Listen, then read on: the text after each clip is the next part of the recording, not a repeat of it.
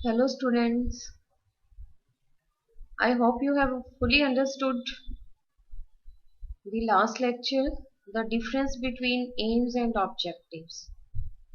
जो हमारा पिछला लेक्चर था उद्देश्य और प्राप्य उद्देश्यों का, आपने उसे अच्छी तरह से समझ लिया होगा कि इन दोनों में क्या डिफरेंस है और क्या रिलेशन है। आज हम एक और टॉपिक है हमारा ऑब्जेक्टिव से ही रिलेटेड। हम जब लेसन प्लान लिखते हैं तो उसमें हम दो तरह के ऑब्जेक्टिव्स लिखते हैं, एक जनरल ऑब्जेक्टिव्स और एक इंस्ट्रक्शनल ऑब्जेक्टिव्स। वैसे तो ऑब्जेक्टिव्स कभी भी जनरल नहीं होते, वो स्पेसिफिक होते हैं, इसलिए अगर हम कहें कि जनरल एम्स तो ज्यादा बेटर रहता है। हम उनको जनरल ऑब्जेक्टिव्स इस वे से कह पाते हैं क्योंकि हम वो पर्टिकुलर सब्जेक्ट के लिए हम जब उसको स्पेसिफाई कर देते हैं तो वो जनरल ऑब्जेक्टिव्स हो जाते हैं। क्योंकि एम्स तो आपको पहले कल भी बताया था कि उसका जो दायरा है बहुत बड़ा है। जब हम उनको एक सब्जेक्ट के दायरे में सीमित कर देते हैं, लिमिटेड कर देते हैं, लिमिट कर देते हैं, डीलिमिट कर देते हैं, तो फिर वो जनरल ऑब्जेक्टिव्स भी उनको कहा जा सकता है। तो इसीलिए जनरल ऑब्जेक्टिव्स और स्पेसिफिक ऑब्जेक्टिव्स हमारी दो तरह की कैटेगरीज है।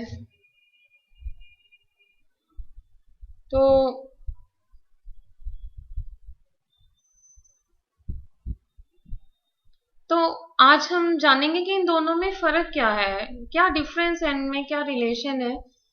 जैसे कि नाम हमने कहा कि जो जनरल ऑब्जेक्टिव्स हैं एक तरह से जनरल एम्स ही है। तो जैसे हम मैथमेटिक्स की ही बात करते हैं, हम कहते हैं कि हम बच्चों को, कल भी मैंने बताया था कि हम बच्चों को अर्थमेटिक्स सिखाना चाहते हैं। उसमें जो कैलकुलेशंस हैं उनमें परफेक्ट बनाना चाहते हैं। अब अर्थमेटिक कोई एक सिंगल टॉपिक तो नहीं है, एक पूरी की पूरी ब्रांच है मैथमेटिक्स की, जिसमें हम बच्चों को अच्छी तरह से ट्रेन करना चाह रहे हैं, कोई पर्टिकुलर टॉपिक नहीं है। फिर हमने कल एक एग्जांपल में और लिया था कि बोर्ड मास। बोर्ड मास एक पर्टिकुलर टॉपिक है, एक पर्टिकुलर कंसेप्ट है। जब हम अपने ऑब्जेक्टिव्स एक पर्टिकुलर ब्रांच या एक पर्टिकुलर सब्जेक्ट के लिए देते हैं तो वो जनरल एम्स कहलाते हैं, वो जनरल हो जाते हैं इन नेचर। और जब हम किसी पर्टिकुलर टॉपिक या कंसेप्ट के लिए उन एम्स को डिसाइड करते हैं, उन ऑब्जेक्टिव्स को अचीव करना चाहते हैं, हम चाहते हैं कि हम ये आज एक टॉपिक पढ़ाने जा रहे हैं, इस टॉपिक के बाद बच्चे कुछ ये अचीवमेंट्स कर पाएंगे। वो अचीवमेंट्स जब हम एक पर्टिकुलर फॉर्म में लिखते हैं तो हम उस पर्टिकुलर फॉर्म को बल्कि एक नाम भी देते हैं, writing objectives in behavioural terms. वो हम होते क्या है, वो इंस्ट्रक्शनल ऑब्जेक्टिव्स ही।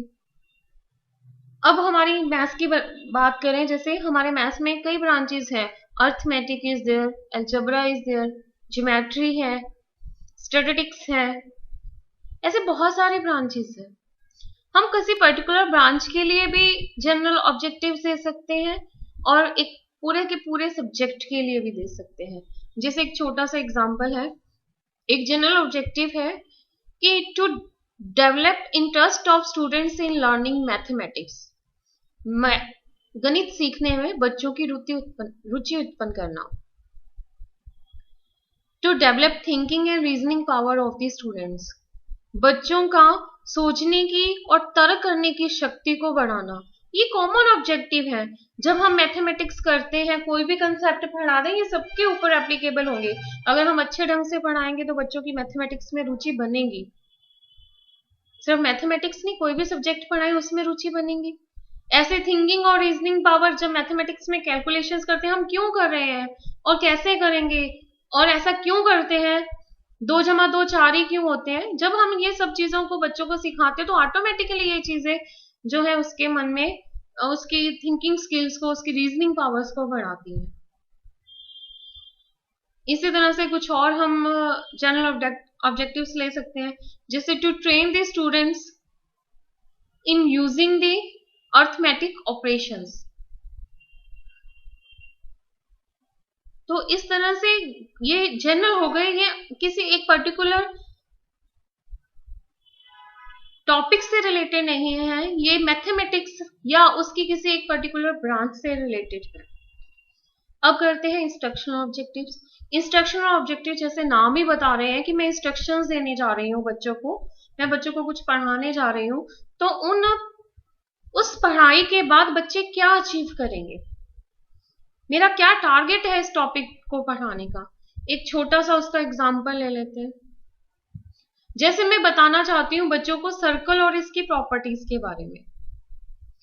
सबसे पहले तो सर्कल है क्या ये बताऊंगी, तो उसके कौन कौन से पार्ट्स हैं, उसकी कौन कौन सी प्रॉपर्टीज है। अब मेरा टारगेट क्या है कि मैं बच्चों को ये बताने जा रही हूँ, इसका मतलब बच्चों को ये पता चल जाएगा। अब बच्चों को पता चला है या नहीं चला, ये मुझे कैसे पता चलेगा? ये मुझे पता चलेगा, मैं डिसाइड करूंगी कि बच्चा फॉर एग्जाम्पल सर्कल का मीनिंग बता सकेगा, उसको डिफाइन कर सकेगा, उसके डिफरेंट पार्ट्स को डिफरेंशिएट कर पाएगा, कौन सा पार्ट क्या है, उनके बीच में क्या रिलेशन है, वो सर्कल ड्रॉ कर सकेगा। उसके बाद वो सर्कल से रिलेटेड कोई पॉइंट किसी से कोई पूछता है कि ये क्या चीज है, आप उसको पॉइंट आउट कर सकते हो, सर्कल में सेंटर कहाँ पे होता है वो उसको पॉइंट आउट कर सकेगा। फिर आप जिंदगी में अगर उसको कहीं सर्कल को यूज करना है, कहीं उसको बताना है किसी को, तो उसमें परफेक्ट हो पाए। मैं ये टारगेट लेके चलती हूँ कि मैं जब अपना लेक्चर खत्म करूंगी तो उसके बाद ये टारगेट्स होंगे। फॉर एग्जाम्पल मेरा आज का ही टॉपिक ले लीजिए, मेरा आज का टॉपिक है जनरल एंड इंस्ट्रक्शनल ऑब्जेक्टिव्स। मेरा टारगेट क्या है? मेरा टारगेट है कि पहले तो मैं ये बताऊं कि जनरल ऑब्जेक्टिव्स और स्पेसिफिक ऑब्जेक्टिव्स या इंस्ट्रक्शनल ऑब्जेक्टिव्स में क्या फर्क है। मैं चाहती हूँ कि जब मैं ये दे दूंगी लेक्चर तो उसके बाद आपको अच्छी तरह से समझ आ जाएगा कि जो जनरल ऑब्जेक्टिव्स किसे कहते हैं, स्पेसिफिक या इंस्ट्रक्शनल ऑब्जेक्टिव्स किसे कहते हैं, इनके बीच में क्या रिलेशन, आप ये बता पाएंगे मुझे या किसी को भी। ये मेरा टारगेट है।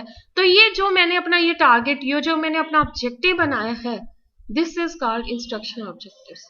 जब हम इनको एक पर्टिकुलर फॉर्म में लिखते हैं जिसमें हम कहते हैं कि हम जब पढ़ा देंगे तो बच्चे ये करने के लिए हम उससे आशा रखते हैं, इसको इस पर्टिकुलर लाइन में जब हम लिख देते हैं तो वो क्या कहलाते हैं हमारे इंस्ट्रक्शनल ऑब्जेक्टिव्स। कई जगह पे स्पेसिफिक वर्ड भी यूज किया जाता है, बट ज्यादा बेटर शब्द यही है कि हम उनको इंस्ट्रक्शनल ऑब्जेक्टिव्स कहें, क्योंकि वो इंस्ट्रक्शनल हमारे इंस्ट्रक्शंस कंप्लीट होने के बाद आते हैं।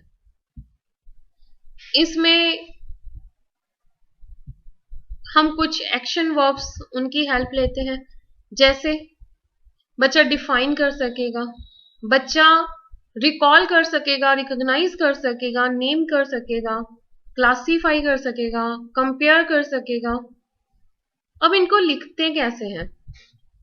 नेक्स्ट हमारा टॉपिक है कि how to write behaviour instruction objectives in behavioural terms. भी बिहेवियरल टर्म्स का क्या मतलब है कि जो बच्चा करेगा। तो आज का जो पर्टिकुलर फॉर्मेट है, इसके लिए मैं आपको अभी थोड़ा सा ही गाइड कर रही हूँ, उसके बाद मैं आपको पूरा फॉर्मेट का एक पीपीटी भी बताऊंगी कि इसको लिखा कैसे जाता है। तो इसमें सिंपल है कि जब हम जनरल ऑब्जेक्टिव्स लेते हैं तो हम 2 से स्टार्ट करते हैं, जैसे मैंने अभी एग्जांपल भी दिया था, to develop the interest of students in mathematics. 2 से शुरू करते हैं। और जब हम इंस्ट्रक्शन ऑब्जेक्टिव्स लिखते हैं तो हम लिखते हैं कि students are expected to recall the concept of circle.